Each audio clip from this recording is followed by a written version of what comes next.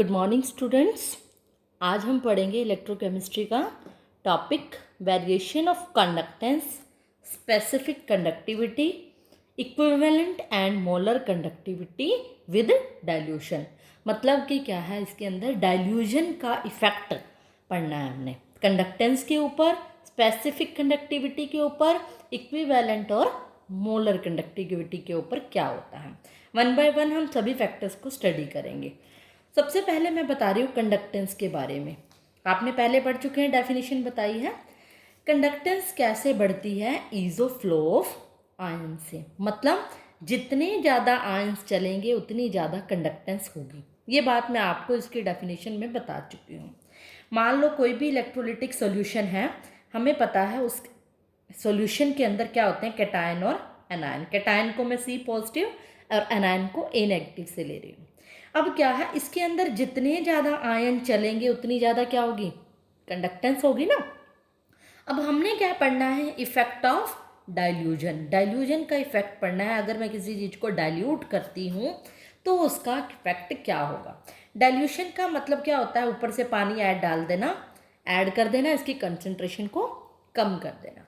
Suppose करो अब मैंने इस इलेक्ट्रोलाइटिक सोल्यूशन के अंदर क्या कर दिया, डाइल्यूट यानी पानी डाल दिया। पानी डाला तो इसकी अमाउंट ज़्यादा हो गई ना, पानी और डल गया। तो अब हमने क्या देखा, इस कैटायन और एनायन जो इस इलेक्ट्रोलाइट सॉल्यूशन के अंदर थे, डाइल्यूट करने से इन कैटायन और एनायन की फोर्स ऑफ अट्रैक्शन क्या हो गई, ज़्यादा हो गई। ऑब्वियसली वो क्या हो गए, यहाँ पर क्या थे, पार्टिकल्स पास पास थे। जैसे ही मैंने डाइल्यूट किया, आफ्टर डाइल्यूशन मैंने क्या देखा कि इनकी फोर्स ऑफ अट्रैक्शन क्या हो गई, कम हो गई। मतलब कैटायन एनायन दूर दूर हो गए। अगर कैटायन एनायन दूर दूर हो गए तो इनका चलना क्या हो गया, आसान हो गया। अब कोई दो चीज़ आपस में बाउंडेड है तो उनको चल के जाना है तो मुश्किल है। लेकिन अगर वही फोर्स ऑफ अट्रैक्शन बाउंडेड नहीं है, दो लोगों ने हाथ छोड़ दिया, तो अब उनका रेस में भाग लेना आसान है, भागना आसान है। इसी तरह यहाँ पर बाउंडेड थे जो आयन थे, यहाँ पर क्या है, इनकी फोर्स ऑफ अट्रैक्शन कम हो गई, इनका भागना, ease of flow of ions क्या हो गई, बढ़ गई। आयन्स इजीली भाग पाएंगे। अगर आयन्स ज़्यादा होंगे, इजीली भाग पाएंगे, तो उसकी कंडक्टेंस भी क्या होगी, ज़्यादा होगी। यानी डाइल्यूट करने पर कंडक्टेंस का क्या इफेक्ट हुआ, कंडक्टेंस बढ़ गई है। और हमने क्या पढ़नी है, स्पेसिफिक कंडक्टिविटी का क्या इफेक्ट है। स्पेसिफिक कंडक्टिविटी का क्या होता है। स्पेसिफिक कंडक्टिविटी की पहले डेफिनेशन ध्यान रखो, इसका सिंबल ध्यान रखो। मैंने बताया था इसको हम कापा से डिनोट करते हैं, रिमाइंड करो, कापा मैंने बताया था। अब ये इसकी डेफिनेशन क्या होती है, अगर मैं आपको एक बार रिमाइंड कराऊं, कापा मैंने क्या कहा था कि R equal to rho L upon में ए के डेरिवेशन में मैंने कहा था कि जब रो का उल्टा करोगे, आर ए बाय में एल, 1/रो होता है, यानी 1/रो यानी कापा। कापा करोगे तो एल बाय ए और 1/r जी, ये कहा था। यानी एल और वन, जब एल और ए की वैल्यू जब मैंने 1 रखी थी, तब मैंने कहा था कापा इक्वल टू जी के बराबर होगा। ये रिमाइंड करो, जब मैंने वीडियो इसकी डेफिनेशन समझाई थी, पहला लेक्चर बताया था। यानी कापा कंडक्टिविटी उस कंडक्टेंस के बराबर होगी सॉल्यूशन की जब उसकी लेंथ और एरिया 1 मीटर होगा। यानी 1 ml सॉल्यूशन की कंडक्टेंस क्या होगी, उसकी कंडक्टिविटी के बराबर होगी। यानी कंडक्टिविटी क्या होगी, conductance of 1 ml electrolytic solution. यानी 1 ml इलेक्ट्रोलाइटिक सॉल्यूशन की जो कंडक्टेंस होगी वही उसकी कंडक्टिविटी होगी। इस पॉइंट को अच्छे से समझना, यही मेन पॉइंट है। अब इसको समझाने के लिए देखो, मैं आपको 1 ml पे फोकस करने के लिए मैं आपको एक एग्जांपल दे रही हूँ। ये बुक में बहुत एक पैराग्राफ में, छोटे से पैराग्राफ में टॉपिक दिया हुआ है, इसकी डिटेल नहीं दी हुई, बस शॉर्ट में रीज़न दिया हुआ है। यहाँ पर मैं ग्राफिकल पिक्चर्स वगैरह बना के इस तरीके से आपको समझाऊंगी तो बड़े अच्छे से क्लियर हो जाएगा। इसके नोट्स ज़रूर बनाएं क्योंकि इतनी एक्सप्लेनेशन बुक में नहीं गिवन होगी। तो इस बात को मैं समझा रही हूँ कि 1 ml इलेक्ट्रोलाइटिक सॉल्यूशन की कंडक्टेंस कैसे निकालेंगे। कंडक्टेंस का मतलब भी भूलना नहीं है, कंडक्टेंस क्या होता है, नंबर ऑफ आयन्स। ऊपर ये भी मैंने बताई है, बहुत डिटेल में अभी मैं समझा चुकी हूँ कि अगर मुझे कंडक्टिविटी निकालनी है तो मान लेते हैं कि मैंने कोई भी एक इलेक्ट्रोलाइटिक सॉल्यूशन ले लिया 1 ml, ठीक है। अगर मैंने 1 ml सॉल्यूशन ले लिया, 1 ml सॉल्यूशन के अंदर मान लो कुछ कैटायन है, A पॉजिटिव और B नेगेटिव क्या है, एनायन है। ये आयंस है, 2 आयंस ही होंगे ना, एक कैटायन और एक एन।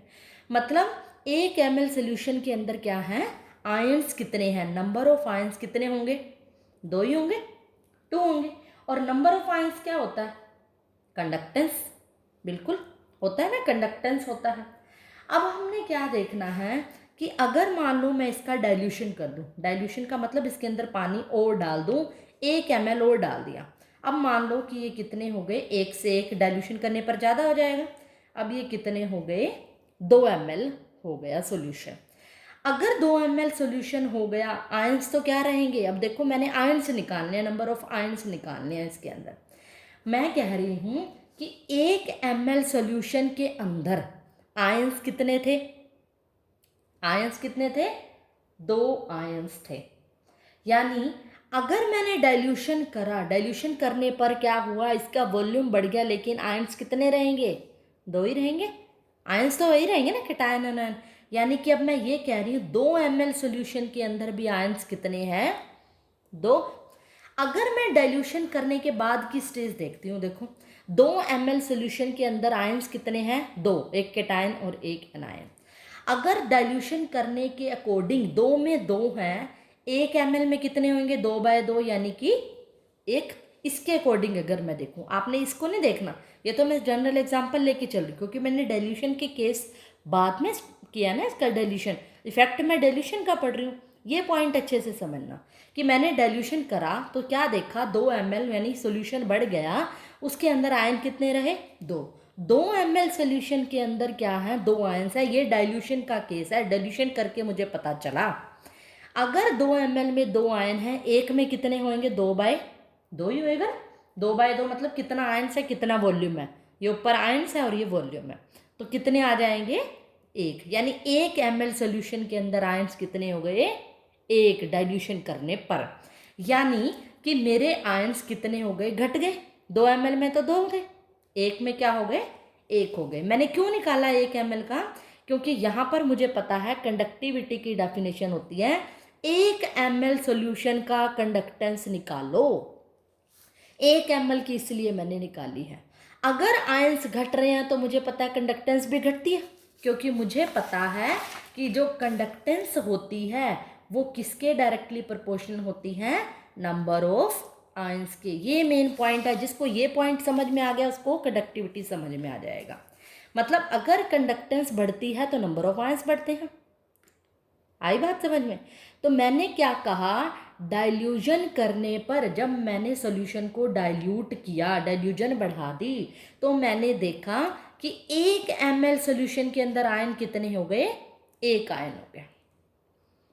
ये पॉइंट अच्छे से समझना कि 1 ml सॉल्यूशन के अंदर आयन कितने हो गए, 1। यानी कि आयन मेरे घट गए, क्योंकि 2 में कितने थे, 2, 1 में कितने हो गए, 1, आयन घट गए। नंबर ऑफ आयंस जब घटते हैं, नंबर ऑफ आयंस जब कम होते हैं तो कंडक्टेंस भी क्या होती है, कम होती है।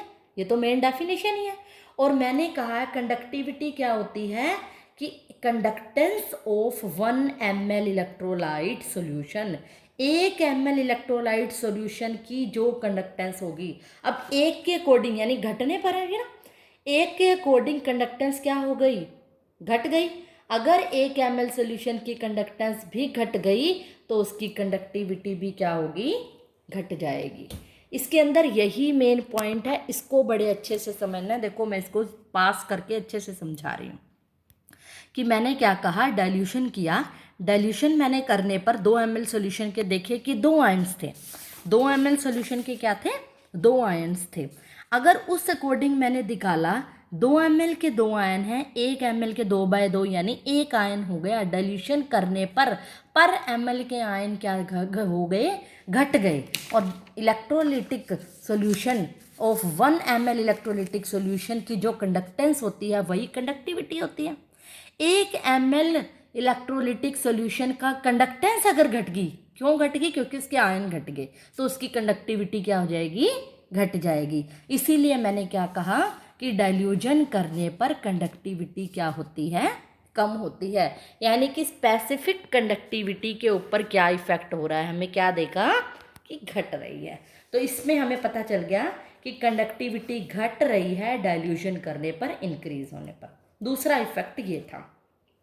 थर्ड जो इफेक्ट है वो है molar and equivalent conductivity. Molar conductivity का फॉर्मूला हमें पता है, लैम्डा एम क्या होता है, कापा इंटू वी भी होता है, 1000 बाय एम भी होता है, वो बाद का डेरिवेशन था ना, एक वी भी होता है। तो इससे हमें क्या पता चला, देखो अगर मैं कहती हूँ डाइल्यूजन कर रही हूँ, डाइल्यूशन करने पर इसका मतलब डाइल्यूशन बढ़ाया तो मतलब वॉल्यूम बढ़ गया, वॉल्यूम बढ़ गया। मैंने देखा डाइल्यूशन करने पर कंडक्टिविटी घट रही है, वॉल्यूम तो बढ़ रहा है, कंडक्टिविटी घट रही है, मतलब हो क्या रहा है, कंडक्टिविटी घट रही है, वॉल्यूम बढ़ रहा है। अब किसी दोनों के प्रोडक्ट के बराबर एक नंबर है, उसमें से एक नंबर घट रहा है, दूसरा बढ़ रहा है, तो इस नंबर पे तो कोई इफेक्ट नहीं पड़ना चाहिए, राइट। ऐसा हमने थ्योरेटिकली ऐसा देखा कि डाइल्यूजन करने पर मतलब वॉल्यूम बढ़ाने पर कंडक्टिविटी घट रही है, ये सेकंड केस में मैंने प्रूफ कर दिया। एक फैक्टर कम हो रहा है, एक फैक्टर बढ़ रहा है, तो दोनों के प्रोडक्ट का जो आंसर होगा उस पर कोई इफेक्ट नहीं पड़ना चाहिए।